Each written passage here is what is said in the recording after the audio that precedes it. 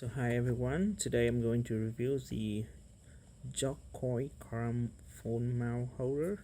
So this is very small one I see in the market. So let's see what we have inside the box. So just open the box, and here we have another little bag that contains something. So we need to open now to see that. So this is I think this is the mount on these AC front AC window. Maybe we can just open it like this, and it will clip on the AC window. And here we have the mount. So the mount has one part like this. So they said here's a path. This is protected. It's a very smooth path, and this is we have the metal ring. It's a metal. It's not a plastic, so it's really strong, and I believe it's made from aluminum.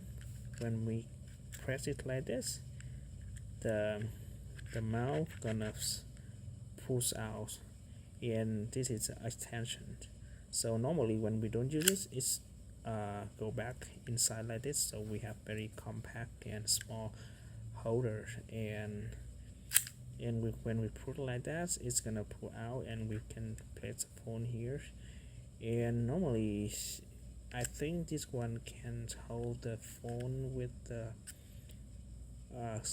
screen size about 6" up to 7".